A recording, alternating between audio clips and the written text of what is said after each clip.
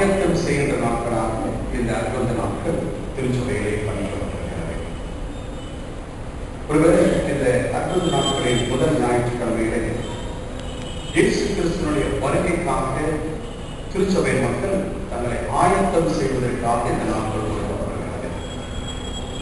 December மாதம் 25ஆம் தேதி உலகம் முழுவதும் உள்ள திருச்சபை மக்கள் இயேசுவினுடைய பிறப்பை அனுசரிக்க ஆயத்தம் செய்யக்கூடிய அநேக ஆயத்தங்களிலே ஒரு ஆயத்தம் நம்முடைய ரட்சகரை அல்லது இயேசு கிறிஸ்துவினுடைய பிறப்பை அனுசரிப்பதற்குரிய ஆவிக்குரிய ஆயத்தங்களை நாம் செய்யக்கூடிய நாட்களாக இந்த நாட்கள் நாம் கொடுக்கப்படுகிறது. எனவே இந்த நாளில் நாம் தியானிக்கும்படியாக தெரிந்து கொள்ளப்பட்ட வேத பகுதி மார்க் எழுதின சுவிசேஷம் 1ஆம் அதிகாரம் 3ஆம் வசனம். மார்க் 1ஆம் அதிகாரம் 3ஆம் வசனத்திலே கர்த்தருக்கு வழியை ஆயத்தப்படுத்துங்கள், அவருக்கு பாதைகளை செவ்வை பண்ணுங்கள். கர்த்தருக்கு வழியை ஆயத்தப்படுத்துங்கள், அவருக்கு பாதையை செவ்வை பண்ணுங்கள். ஒருவேளை இயேசு கிறிஸ்துவினுடைய பிறப்பிற்கு நாம் என்னென்ன ஆயத்தங்களை செய்ய வேண்டும், எப்படி ஆயத்தங்களை செய்ய வேண்டும் என்பதை குறித்து நாளிலே சிந்திக்க நாம் அழைக்கப்பட்டோம். இயேசு கிறிஸ்துவோடு இயேசு கிறிஸ்துடைய பிறப்போடு தொடர்புடைய 3 காரியங்களை நான் சுட்டிக்காட்டினேன். அந்த 3 காரியங்கள் நமக்கு எதை போதிக்கிறதோ அதன் மூலமாக நாம் ஆயத்தம் செய்ய நாம் அழைக்கப்பட நாங்கள் அழைக்கிறார். மூலமாக இயேசுவின் பிறப்போடு தொடர்புடைய ஒரு இடம், ஒரு பிளேஸ். இயேசுவினுடைய பிறப்போடு தொடர்புடைய ஒரு பயணம், ஒரு டிராவல்.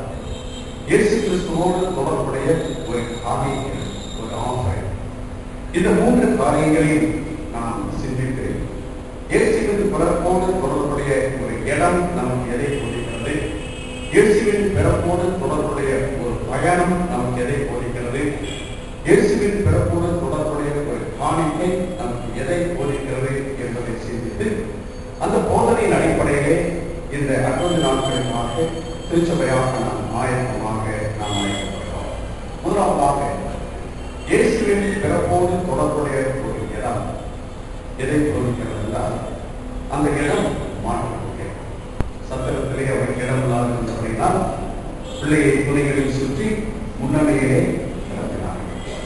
இயேசு கிறிஸ்துடைய பிறப்போடு தொடர்புடைய ஒரு இடம் மாற்றக்கூடிய. நம்ம என்ன சொல்லுவோம்? இயேசுவின் பிறப்போடு தொடர்புடைய இடம் என்றால் பெத்லகேம் என்று சொல்வோம், பல காரியங்கள் சொல்றோம். ஆனால் இது இயேசுவின் பிறப்போடு தொடர்புடைய இடம் என்று சொல்லி மாட்டுக்கொட்டலை நாம் ரெகனைஸ் பண்ணுவதே கிடையாது.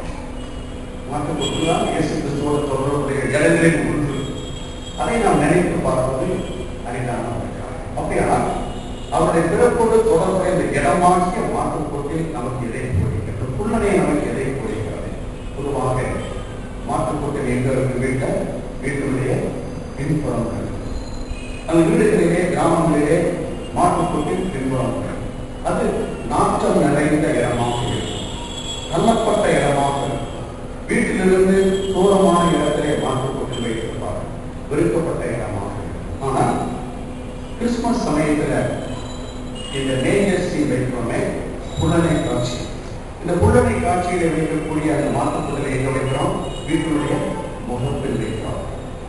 ஆலயத்தினுடைய முகப்பிலே அந்த புல்லனை காட்சி, அந்த மாட்டுக்கொட்டில் அந்த மேற்படுவதில் இருக்கக்கூடிய அந்த இயேசு பிறந்த புல்லனை காட்சி, அந்த மேஜர்சி எங்க வைக்கிறோம்?